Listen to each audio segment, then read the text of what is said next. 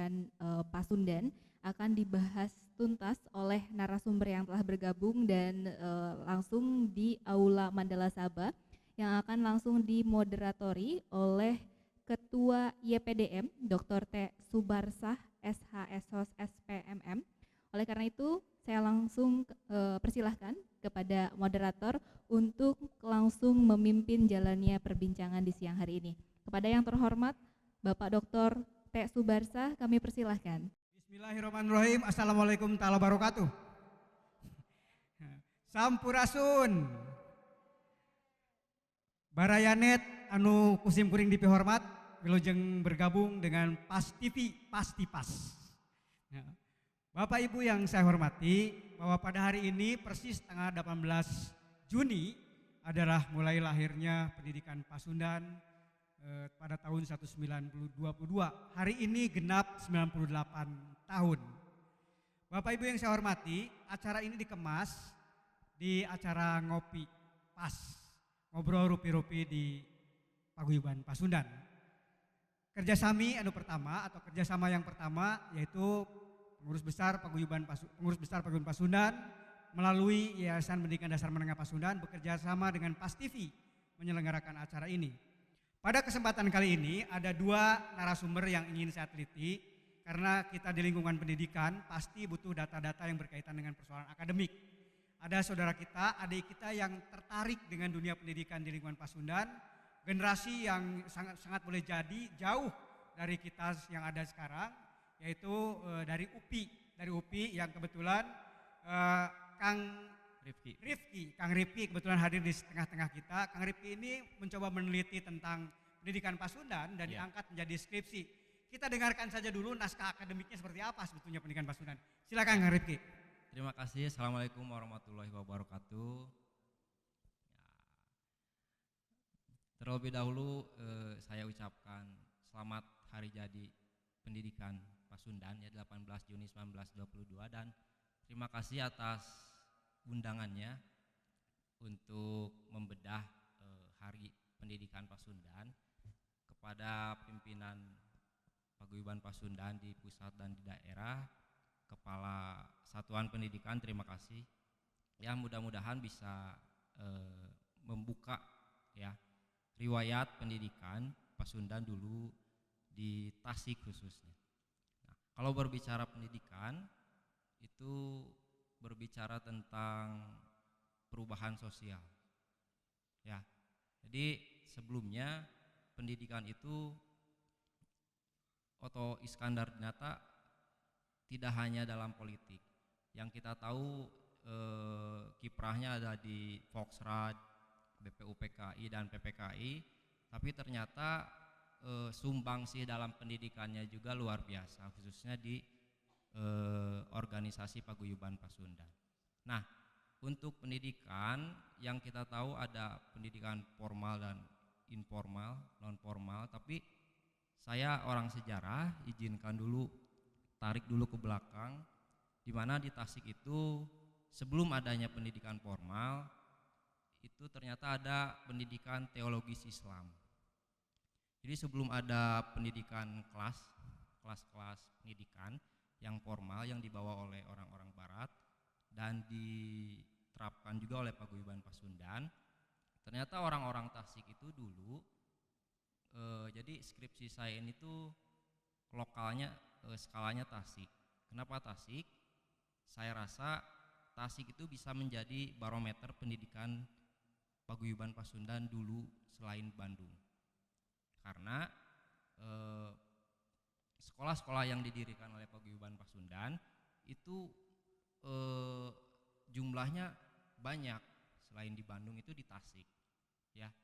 Nah, untuk sebelum adanya pendidikan formal itu orang-orang Tasik itu saya tariknya jauh ya. Jadi ada teologis Islam, sebelum Islam ada teologis Hindu ya. Jadi Galunggung itu dulu menjadi pusat kabuyutan, menjadi pusat kamandalaan. Jadi aura spiritualitas orang-orang Hindu itu di Galunggung. Nah, di sana Galunggung itu bergeser ke Sukapura, ke Islam, bergeser ke bergeser ke Syekh Abdul Muhyi di Pamijahan. Nah, di sana pesantren itu menjadi hal yang di sarana dalam pendidikan sebelum ada pendidikan formal. Ada. Oh iya, dilanjut ya Pak. Ya, jadi sebelum adanya pendidikan formal itu orang-orang yang khususnya beragama Islam itu sarana pendidikannya di pesantren, ya. Jadi tokoh utamanya itu adalah Syekh Abdul Muhyi. Jadi orang-orang sebelum adanya pendidikan formal itu lebih memilih ke pesantren. Kenapa? Satu, jadi menganggap bahwa pendidikan formal itu yang digagas salah satunya Paguyuban Pasundan itu haram. Itu bawaan dari barat. Yang kedua, santri-santri pesantren itu harus membuka pesantren baru di daerah lain. Jadi terikat. Nah, jadi untuk keluar dari pola atau pendidikan pesantren itu tantangannya cukup berat. Nah, tapi di sini hasil penelitian saya karya tulis 4 tahun yang lalu, ternyata Paguyuban Pasundan itu sukses dalam menerapkan pendidikan formal, khususnya berdirinya HIS Pasundan 1. Dan ternyata tidak hanya 1, ternyata Pasundannya ada 2, karena ruang belajarnya yang terbatas, sedangkan muridnya membludak. Nah, di sana setelah pendidikan teologis Islam itu beres, masuk ke era pergerakan nasional, di mana lahirnya Paguyuban Pasundan 1913. Ya. Nah, di sini dipengaruhi oleh adanya kebijakan Belanda yang ingin membalas utang budi kepada rakyat Indonesia yang masih dijajah. Ya. Jadi menerapkan fokus kepada irigasi, pengairan, kepada transmigrasi dan edukasi. Irigasi itu khusus untuk para pengusaha swasta. Transmigrasi itu untuk perpindahan pekerja yang dikerjakan di luar Pulau Jawa. Dan edukasi itu, nah ini edukasi pendidikan yang dampaknya menjadi salah satu cikal bakal lahirnya Paguyuban Pasundan. Jadi mereka memanfaatkan pendidikan ini untuk mencetak golongan terpelajar. Ya. Nah, di sini mulai dibentuk pendidikan sekolah-sekolah formal yang diskriminatif. Dalam artian pendidikan formalnya dipisahkan oleh ras, oleh bahasa, oleh kasta yang dibentuk oleh Belanda dulu. Jadi ada pendidikan untuk orang-orang Eropa, untuk orang-orang Chinese, dan untuk orang-orang Bumi Putra. Nah, di sana dibentuk sekolah rakyat. Bahasa pengantarnya itu bahasa Sunda. Nah, di sana setelah Paguyuban Pasundan berdiri 1913 berdiri, mulai ada semangat untuk memperhatikan pendidikan yang diskriminatif itu menjadi lebih baik. Salah satunya mendirikan badan-badan khusus seperti Balai Paulangan Pasundan. Itu untuk mengkoordinir, membina, mengawasi sekolah-sekolah dirikan Pasundan. Yang kedua, Balai Adegan Pasundan. Itu untuk mengatur, ya, dalam artian fisik bangunan-bangunan sekolah itu agak bernuansa Sunda. Yang ketiga, ada badan khusus beasiswa, study fund. Jadi Paguyuban Pasundan itu memfasilitasi, ya, sudah ada beasiswa untuk murid yang kesulitan dalam hal ekonomi. Nah, dari sini lanjut 18 Juni 1922 menjadi titik awal lahirnya, bangkitnya pendidikan Paguyuban Pasundan yang mendirikan HIS Pasundan di Tasikmalaya. Di sini saya temukan, jadi mulai ada kegiatan-kegiatan yang formal, ya. Jadi saking banyaknya pendaftar, HIS Pasundan 1 itu sampai membuka kelas 0, for class.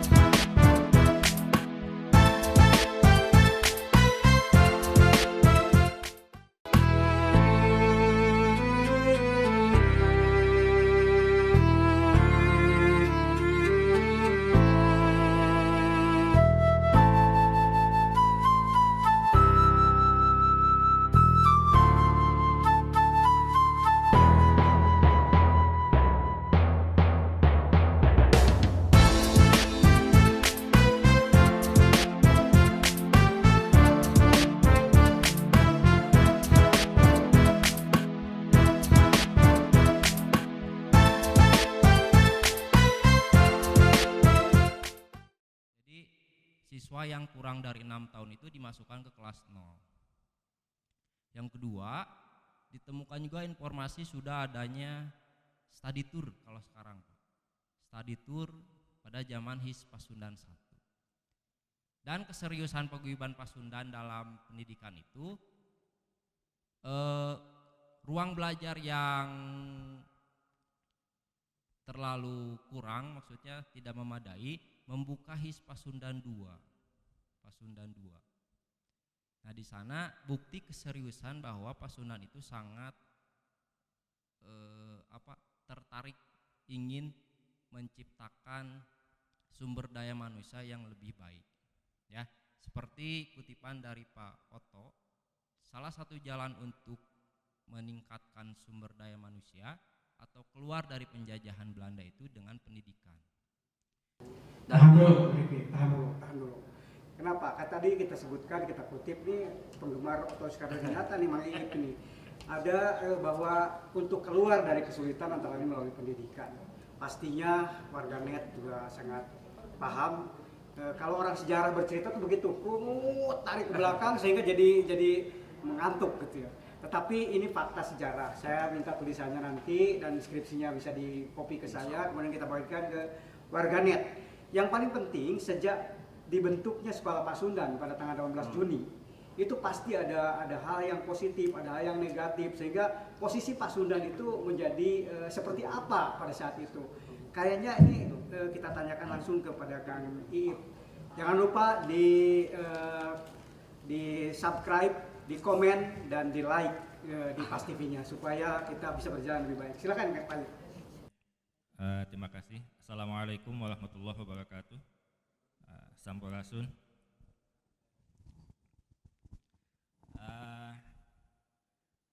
Apa yang berubah di tengah orang Sunda setelah paguyuban Pasundan memiliki HIS Pasundan 1, lalu Pasundan 2, kemudian tahun 28 memiliki MULO.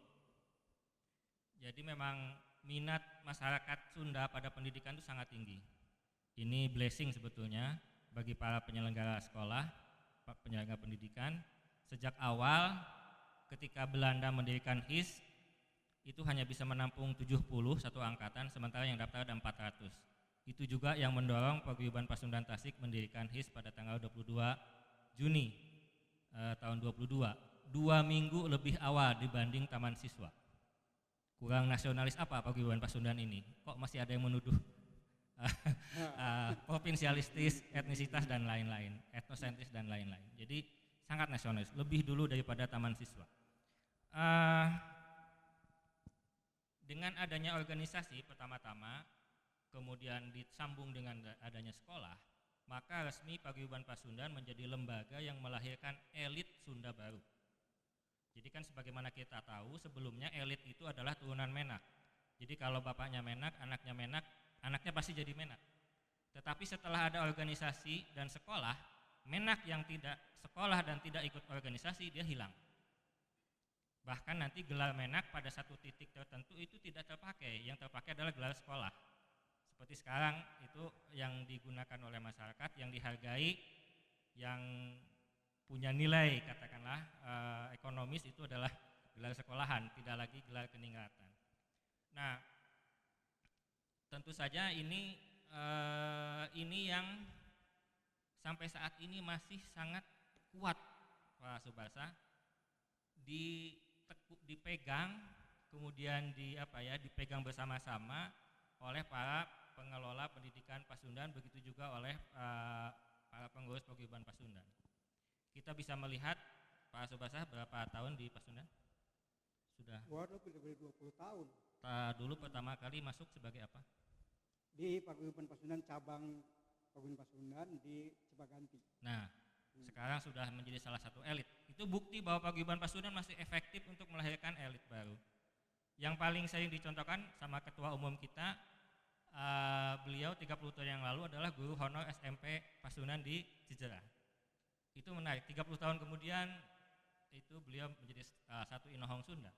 Ini untuk membuktikan Pak, masih efektif Pak sebagai tempat melahirkan elit baru.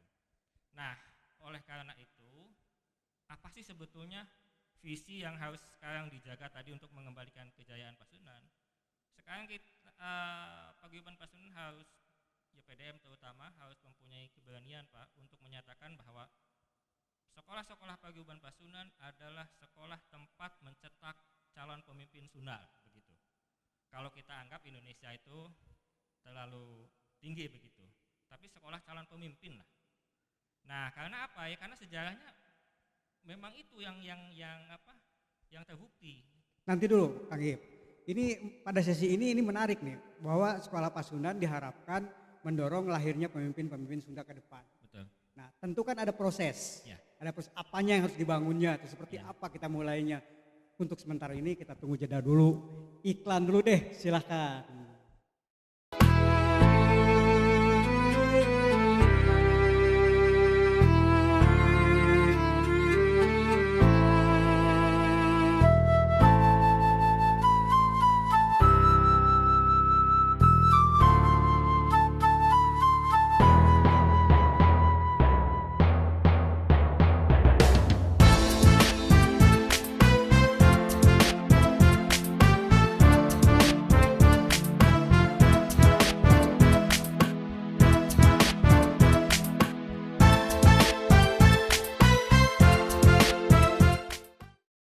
Yang saya hormati, kita lanjutkan kembali di perbincangan kita dengan Kang Iip. Kalau tadi Kang Iip menyatakan ada semacam pergeseran cara berpikir dari menak yang berdasarkan gen, keturunan dan segala macam bergeser karena ada persekolahan, antara lain pengaruhnya dari sekolah Pasundan. Kemudian Kang Rifki juga menyatakan bahwa sejak adanya sekolah Pasundan yang tadinya anti terhadap perkembangan sekolah yang berasal dari barat, ternyata juga itu menumbuhkan kesadaran-kesadaran baru, terutama dalam bangunan nasional. Secara tegas, Kang Iip menyatakan kurang gimana lagi Paguyuban Pasundan soal nasionalis. Karena dari awal sudah menyatakan tentang itu. Kang Iip, tolong dilanjut sedikit, tadi saya katakan di awal, bahwa untuk melahirkan suatu kebangkitan ulang dalam capaian-capaian yang lebih sukses tentang pendidikan Pasundan, pasti ada tahapan-tahapan. Tadi Kang Iip menyatakan di antara lain harus berani masuk, berani merubah menjadi sekolah calon pemimpin Sunda. Kira-kira tahapannya seperti apa yang dilakukan? Silakan. Baik. Karena ya saya tidak menutup kemungkinan bahwa di sekolah Pasundan ada yang ke sains Pak ya, ada yang ke bidang-bidang yang non sosial. Mungkin kalau seolah-olah kalau pemimpin itu cenderungnya ke ilmu sosial. Nah, tapi maksud saya perjalanan Pasundan itu sudah membuktikan itu jangan sampai hilang, tetap harus menjadi ciri khas gitu dari atau jati diri pendidikan Pasundan. Bahkan kita punya Wagub Jawa Barat itu alumni sekolah SMA Pasundan 2 di Tasik, kemudian Unpas juga melahirkan banyak pemimpin daerah, bupati, wakil gubernur dan lain-lain. Nah,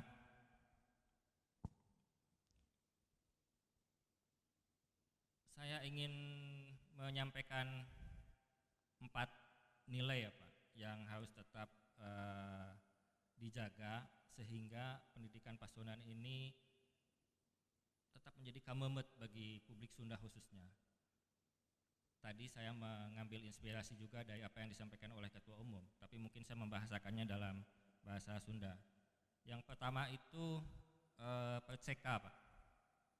Jadi Perceka ini sosoknya bisa melihat ke sosok Pak Juanda, pintar, kemudian apa itu istilahnya itu cak cik cek ya, jadi cepat gitu. Kalau ada masalah itu cepat dia tuh mengatasinya itu, pak pek pok prak gitu. Kemudian diplomatis. Nah, jadi satu kata jika menjelaskan Pak Juanda itu Perceka itu. Jadi Perceka itu tidak membatasi harus belajar apapun, naon we lah. Barangkali masuk we bebaskeun gitu, jangan dibatasi dulu. Supaya dia berkembang, nanti ketahuan apa keunikannya. Naon itu budak teh kabisana kabekina kana naon tah itu biar itu Perceka mewadahi itu. Kemudian setelah itu tadi seperti yang dikatakan oleh Pak Ketua Umum, yang kedua adalah pageh Pak. Jadi pageh ini kata yang kuno, dalam kitab-kitab Sunda itu ada, kuat gitu. Baik kita singkat saja agama dan daigama begitu ya pageh itu. Nah kemudian ini yang kadang ini menjadi keprihatinan Pak Cece Hidayat Padmadinata, kurang petarung dan sebagainya. Saya membahasakannya tandang. Jadi kita mendorong anak-anak didik kita ini supaya tandang. Jadi ketika ada masalah itu, ku abdi ulah biasanya kan aduh mah tengiringan cenah. Tah, jangan lagi begitu, tapi harus tandang. Nah, yang keempat, Perceka, kemudian pageh dan tandang itu nanti dinilai itu oleh publik Pak. Ketika ketiganya itu nanti melahirkan wibawa. Wibawa ini ketika saya lihat di kamus, selain karisma, tapi juga kekayaan Pak. Wibawa mukti kan. Jadi ini lengkap sekali 4 ini. Jadi ketika si anak itu Perceka, pageh, tandang dan dia wibawa, artinya dia memiliki kehidupan yang cukup gitu. Nah, bagaimana mengimplementasikan 4 nilai ini tentu butuh diskusi yang lain Pak. Nanti kita ngopi lagi Pak, ngopi pas lagi di lain kesempatan. Terima kasih Pak. Ya, terima kasih Kang Ip. Tadi beberapa catatan. Ini tentu terkait kan juga. Tadi kalau ada karakteristik, katakan saja tidak memisahkan antara sosial dan eksak untuk jadi pemimpin. Semua orang juga berpotensi untuk jadi pemimpin. Nah, dalam sejarah Pak Ketua Umum sering menyampaikan bahwa jebolan-jebolan sekolah Pasundan itu sebutlah misalnya seperti Umar Wirahadikusuma, sekolah di Tasikmalaya, Pak Solihin GP, dan lain-lain. Kemudian itu juga muncul beberapa katakanlah Pak Dodi Tisna Amijaya, Rektor ITB, atau Pak Numan Sumantri, Rektor UPI. Itu adalah jebolan-jebolan pendidikan Pasundan. Kemudian pada saat itu konon katanya salari untuk jadi gurunya pun sangat layak. Sehingga banyak orang Belanda juga mengajar di sekolah-sekolah Pasundan. Nah kira-kira ini kan ada beberapa latar belakang yang mempengaruhi. Apa karena begitu beratnya tekanan terhadap sekolah Pasundan oleh pemerintah misalnya. Sehingga tidak bisa bergerak gitu. Sehingga kita terdikte untuk melakukan sesuatu. Tidak merdeka lagi seperti dulu. Apa pandangan Kang Ip? Baik, sebetulnya dengan konsep sekolah merdeka dari Nadiem Makarim ini peluang besar sekali bagi Paguyuban Pasundan. Jadi bebas kembali seperti semula gitu. Kalau sebelumnya banyak ikatan, sekarang sudah justru Pasundan itu sebenarnya jauh lebih siap. Nah ini tinggal mindsetnya aja yang di volume ininya disesuaikan gitu. Sebetulnya sekolah Pasundan kan sudah merdeka. Hampir segala sesuatunya itu bersifat mandiri, baik dari mulai pembangunan, kebutuhan sarana prasarana dan lain-lain. Begitu juga dalam penyusunan kurikulum. Nah ini peluangnya sebetulnya ada sekarang pada masa kepemimpinan Mendiknas atau Mendikbud Nadiem Makarim ini. Nah saya kembali ke masa awal Pak ya, ketika sekolah Pasundan ini dibangun. Jadi betul HIS Pasundan ataupun Mulo Pasundan itu standarnya sama dengan sekolah-sekolah Belanda. Jadi bukan sekolah kelas 2, tapi sama. Begitu juga lulusan-lulusan Pasundan bisa mendapatkan nilai yang bagus dibandingkan dengan sekolah-sekolah yang dikelola oleh pemerintah Hindia Belanda. Jadi tidak kalah sejak dulu. Lalu Ini Kang Ip, lalu kita lihat kan tadi pasti warganet saudara kita ya di dalam pemaknaan apa sih HIS dari tadi kan? Yang dimaksud di sana kan maksudnya barangkali ini bahasa Belanda ya. HIS itu adalah sekolah yang setingkat dengan SMP kalau sekarang. Ya. SD ya. SD yang disebut dengan Holland Inlandse School atau HIS. Kemudian Pasundan juga punya Mulo. Ya, yang disebut dengan Mulo ini setingkat dengan SMP. Yang disebut dengan bahasa Belanda ya, Mir Uwit Gebreid Lager Onderwijs. Ya, itu bahasa Belandanya, setingkat SMP. Kemudian juga ada lahir Quick School. Quick School ini sekolah SPG kalau dulu. Sekolah guru. Quick School juga lahir. Kemudian juga berdiri Handel School, sekolah SEMEA kalau sekarang itu, SEMEA, sekolah bidang ekonomi. Nah sekolah-sekolah ini satu sama lain saling menopang, satu sama lain saling berjalan beriringan. Barangkali pertumbuhannya Kang Rifki bisa sedikit menjelaskan tentang masalah ini untuk menyambung dulu Kang Iip, silakan.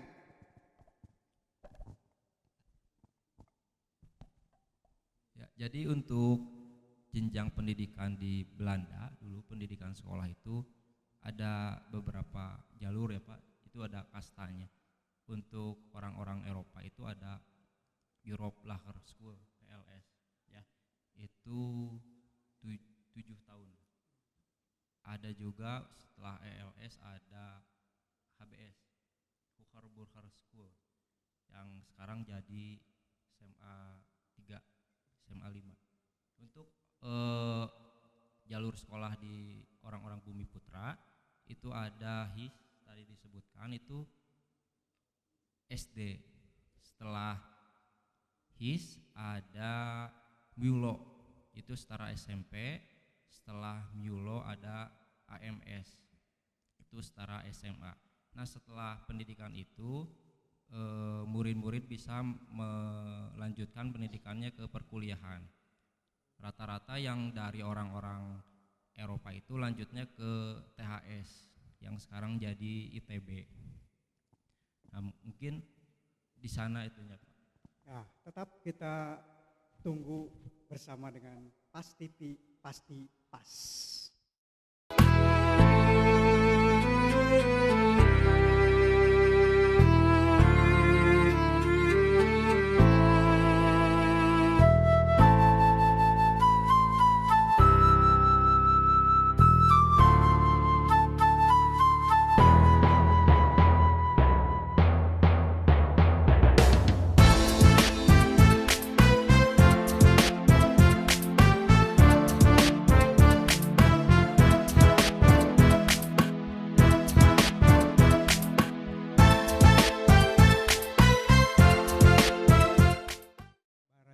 Yang saya hormati dan saya banggakan, kita lanjutkan pada segmen terakhir dalam diskusi kita kali ini. Ada beberapa catatan tentu saja yang namanya membangun pendidikan itu, apalagi di daerah di dalam kondisi terjajah, pasti banyak kesulitan, banyak hambatan. Tetapi hasilnya sangat memuaskan. Manakala kita bandingkan dengan sekarang penyelenggarakan sekolah dalam keadaan merdeka, itu juga masuk dalam iklim kompetitif yang sangat tajam. Terutama dalam persaingan kualitas. Nah, oleh karena itu pasti ada beberapa resep, beberapa harapan ke depan. Nah, hasil penelitian Kang Rifki, hasil penelitian Kang Iip, dengan bandingkan dengan apa yang dipaparkan oleh Pak Ketua Umum tadi dalam masa milenial menuju ke generasi Z sekarang, pasti ada hal yang perlu kita rubah. Bukan hanya soal metodologinya barangkali, tapi juga soal kerangkanya, langkahnya yang harus dicapai. Barangkali saya mewakili warganet di dalam kegiatan ini bisa menyampaikan atau memohon beberapa penjelasan dari Kang Iip dan Kang Ripi. Silakan Kang. Baik Pak, kalau Pasundan sudah memastikan bahwa visinya adalah sekolah calon pemimpin atau pangipukan calon pemimpin Sunda, itu tentu nanti turunannya akan ketemu Pak, karena akan mencari apa formulanya untuk melahirkan pemimpin. Labnya itu sangat luas sekali Pak. Saya membayangkan anak-anak SMA Pasundan itu magangnya di kelurahan, mengurus Disduk Capil, kemudian menjadi RT, menjadi RW, kepala desa. Jadi pemimpin itu tidak hanya di tingkat nasional, tidak hanya bermimpi orang Sunda harus jadi presiden, tapi mulai dari bawah, kepala desa, camat, bupati, dan selanjutnya. Nah, ini kalau sudah disepakati, nanti akan ketemu Pak, apa yang harus disiapkan.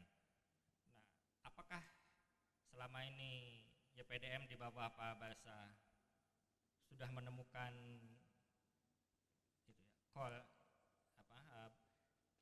visinya akan kemana? Nah, saya menawarkan supaya Pasundan dengan di tengah persaingan yang sangat ketat dengan sekolah-sekolah lain, fokus mengambil sekolah calon pemimpin, khususnya yang SMP dan SMA. Sebab